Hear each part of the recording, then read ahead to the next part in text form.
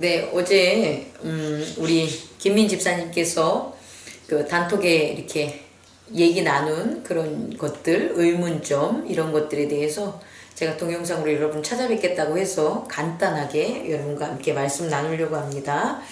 그 데살로니가 5장에 나온 항상 기뻐하라, 쉬지 말고 기도하라, 범사에 감사하라, 이것이 그리스도 예수 안에서 너희를 향하신 하나님의 뜻이니라, 이 말씀이 있는데요. 사실은 이 부분만 해당하는 것이 아니라 데살로니가 전서 5장 12절부터가 마지막 교훈으로 바울이 데살로니가 교회에 마지막으로 그들이 이러이러한 교훈을 따랐으면 좋겠다라고 이제 정리해서 편지를 마감하는 그런 부분이에요.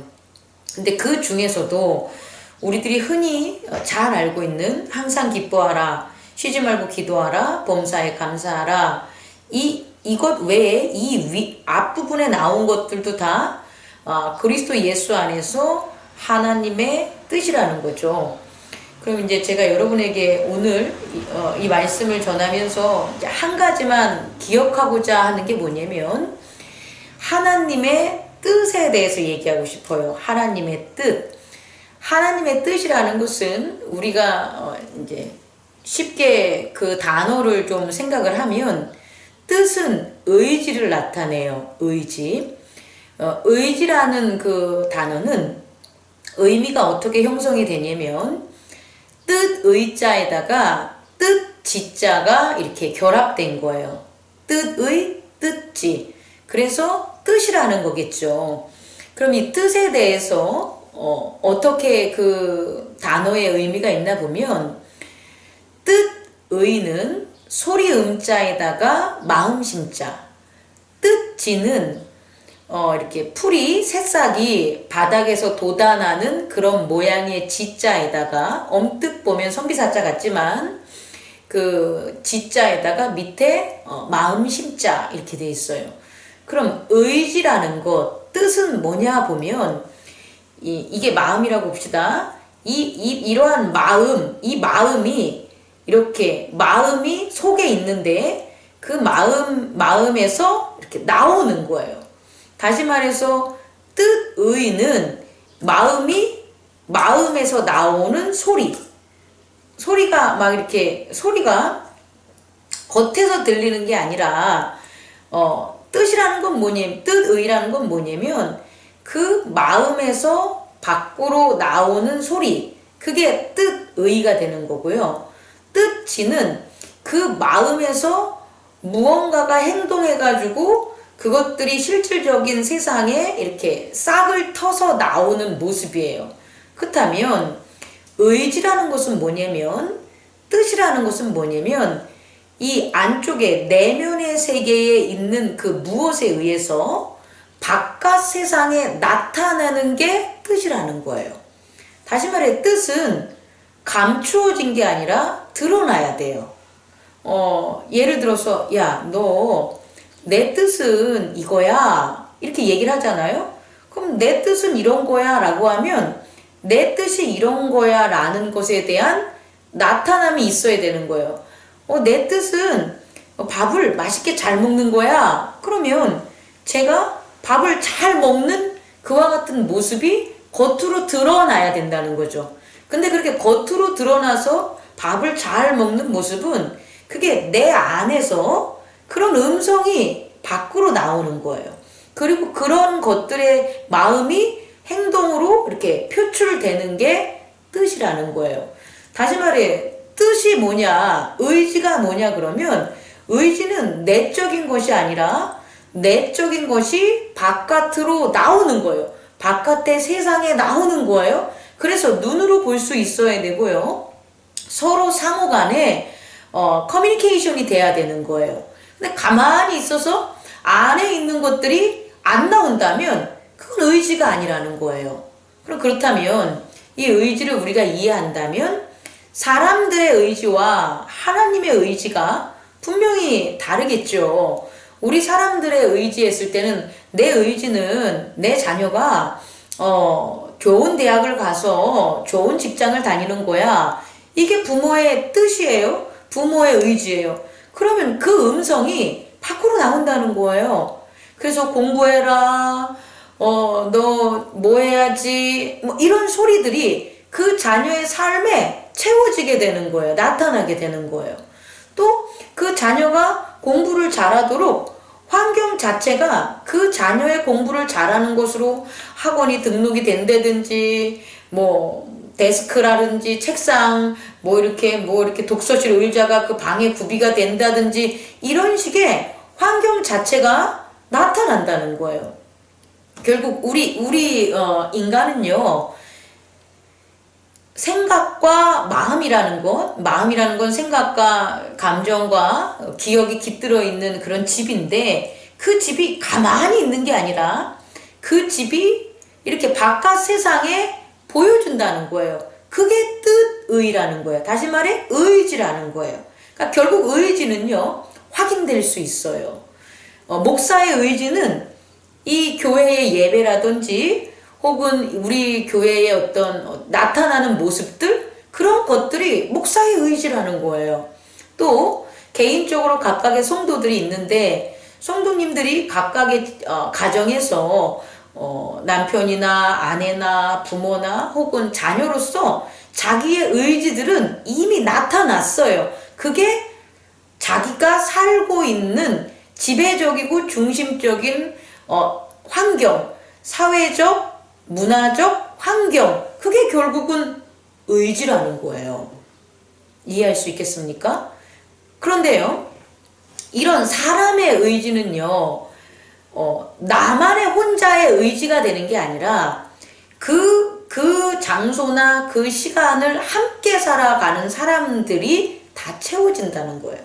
예를 들어서 교회를 보면 목사님의 의지대로 나타나는 것도 있지만, 목사님이 아닌 성도들이 여러 명이 있으면 그 성도들의 의지도 당연히 교회에서 나타나게 된다는 거예요.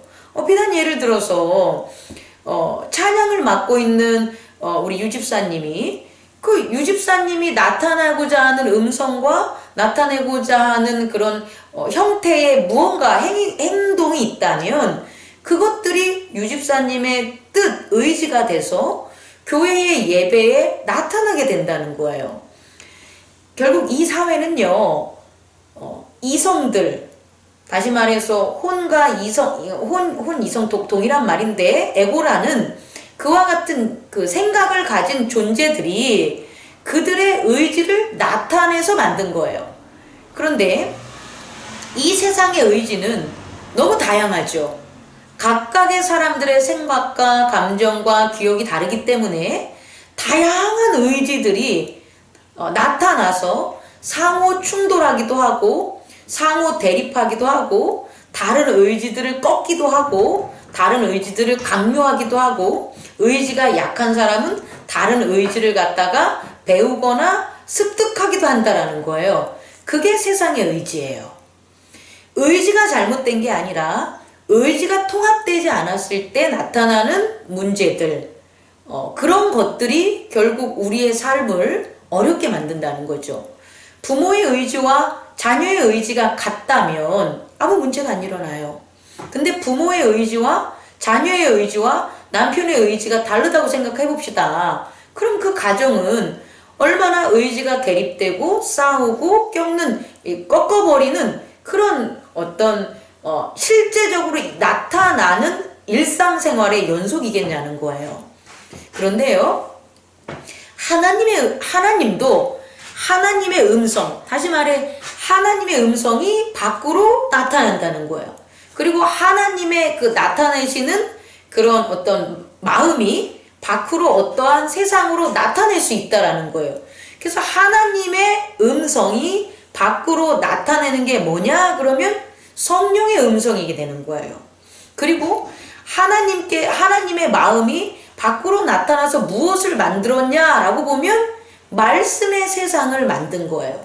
다시 말해서 성령과 말씀이라는 걸 좀 더 구체적으로 하면, 말씀이 겉으로 나타나서 유니버시티, 세상을 만든, 코스모스를 만든 걸 바로 그리스도예요. 그리스도는 하나님의 말씀으로 이루어진 세상이 그리스도인 거예요. 근데 우리는 그리스도를 예수 그리스도 이렇게 얘기해서 어떤 인격적인 측면으로만 접근을 하는데, 그게 아니라 요한복음 1장 1절을 보면 태초에 말씀이 계시고 또 그 말씀으로부터 모든 만물이 나타났다 그래요. 그럼 말씀은 로고스는 이 세상 판타, 이 코스모스를 만든다. 하나님의 코스모스, 하나님의 우주, 하나님의 세계를 만든 게 그리스도가 되고, 그 그리스도는 하나님의 나타나심이라는 거죠. 하나님의 마음의 나타나심. 그리고 그 하나님의 마음의 나타나심은 뭐 그냥 덩그러니 나타나는 게 아니라 하나님의 마음의 음성을 듣고 그 음성에 순종함으로 그와 같은 나타남의 세상이 이렇게 생성된다라는 거예요. 그 음성이 성령의 음성이라는 거예요. 결국 하나님의 의지는 성령의 음성과 말씀으로 말미암아 만들어진 세계, 그리스도의 세계가 되는 거예요. 그럼 이런 하나님의 의지, 하나님의 뜻은 서로 분리가 되겠습니까? 하나님은 한 분이시고 하나님은 통일된 분이시기 때문에 인간처럼 의지가 나누어지지가 않아요. 대립되지가 않아요. 하나님의 의지는 동일한 거예요. 동일하기 때문에 평화로운 거고, 동일하기 때문에 영구 지속되는 거고, 영원한 거고, 동일하기 때문에 온전한 거고, 동일하기 때문에 파워가 있는 거예요. 그럼 그와 같은 하나님의 그런 의지, 그런 의지가 뭐냐? 오늘 말씀으로 봤더니 항상 기뻐하는 거라는 거예요. 이것은 우리가 기뻐하는 거라기보다는 그의 의지는 모든 판타들, 모든 코스모스, 모든 그의 창조물들이 기쁨으로 차 있는 거예요. 찬양으로 차 있는 거예요. 그것이 하나님의 의지라는 거예요. 그리고 쉬지 말고 기도하라는 것은, 기도는 끊임없이 음성을 듣고 그 음성과 커뮤니케이션을 하는 거기 때문에 기도는 결국 성령의 음성을 듣고 순종하는 것, 이것이 기도라는 거예요. 이것을 어떻게 해야 되냐? 쉬지 말고 하라는 거예요. 그게 하나님의 의지라는 거예요. 그리고 또 범사에 감사하라는 것은 하나님의 의지로 만들어진 이 모든 그의 음성과 또 그의 나타나신 세계는 우리 인간들에게 의해서는 땡큐 감사할 수밖에 없는 거예요. 은혜니까. 하나님이 온전하신 게 우리한테 오니까 그게 은혜가 되는 거잖아요. 하나님이 하시는 것이 불완전하다면 그건 우리에게 은혜가 될 수가 없죠. 근데 하나님의 음성과 하나님이 나타나는 세계는 완전하니까 그 안에 사는 그의 백성들은 항상 감사할 수밖에 없는 거예요. 이것이 하나님의 뜻이라고요. 그런데 이 뜻이 좀 전에 얘기한 것처럼 이게 하나님의 뜻인데 왜 못 따르냐는 거예요. 그게 하나님의 뜻이니까 못 따르는 거라고요. 내 개인의 뜻이라면 당연히 따랐겠죠. 근데 그것이 하나님의 뜻이니까, 하나님의 의지니까 내 뜻, 다시 말해 내 의지를 가진 나는 못 따를 수밖에 없는 거예요. 결국 내 의지가 없어야 되는 거예요. 내 뜻이 없어야지 하나님의 의지와 하나님의 뜻을 따를 수가 있는 거예요. 그럼 목사님, 우리는 죽으라는 소리입니까? 맞습니다. 죽으라는 소리예요. 다시 말해 우리의 마음이라는 게 그게 어떻게 정화되고 그 마음이 어떻게 예를 들어가지고 위로를 받거나 하든 우리의 마음은 이 세상의 경험과 지식으로 만든 생각과 감정과 기억들의 주머니이기 때문에 거기서 나오는 것들은 하나님의 성령과 하나님의 말씀으로 나타내는 거와 당연히 합함이 될 수가 없다라는 거예요. 그래서 마음 자체를 버리라는 거예요. 다시 말해 그 마음에 내 생각과 내 기억과 내 뜻으로 채운 것들을 버려버리고 그 속에 하나님의 말씀과 하나님의 음성, 하나님께서 우리에게 주신 사랑, 그런 것들을 갖다가 담아놓으라는 거예요. 어디에? 우리의 내면의 세계에. 그럼 우리의 내면의 세계에서는 마음에서 나오는 소리가 아니고 말씀에서 나오는 소리가 되겠죠. 또 마음에서 나오는 행동의 어떤 양식이 아니라 하나님의 말씀에서 나오는 행동의 양식들이 나온다는 거예요. 그게 순종이라는 거예요. 말씀을 좀 정리하고 마치겠습니다. 의지가 없다는 것은 죽는 거와 동일해요. 근데 죽으라는 거예요. 누가? 그리스도 안에서 하나님의 자녀들은. 근데 그게 죽는 게 아니라고요. 다시 태어나는 거예요. 어떻게 다시 태어나냐면 하나님의 음성 성령과 하나님의 뜻인 말씀으로 다시 태어나게 되는 거예요. 내 음성, 내 말, 내 지식, 내 경험, 내가 이렇게 하면 잘 될 것 같다라는 내 사상, 이런 거에 의해서 말을 내뱉어서 우리가 사는 공동체들을 갈등과 서로서로 대립으로 이끌지 말고 하나님이 가르쳐 주시는 깊은 묵상 속에 있는 성령의 음성을 우리의 입을 통해서 복음으로 전하라는 거예요. 그리고 하나님의 말씀을 내가 순종할 때 그 말씀을 우리 공동체에, 가정에, 사회에 그 말씀을 실천하는 우리의 행동 양식들을 보이라는 거예요. 그게 하나님의 뜻이라는 거예요. 어떻게 항상 기뻐하고 쉬지 말고 기도하고 범사에 감사할 수 있겠냐는 거예요. 우리 스스로가 우리의 의지를 가지고는 못하죠. 왜? 마음이란 게 그렇지 않으니까.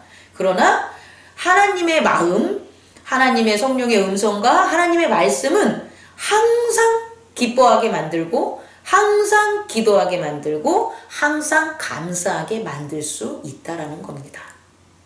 우리 그와 같은 하나님의 뜻에 우리의 뜻을 버리고 합하여 나가는 저와 여러분 되기를 기도합니다. 감사합니다.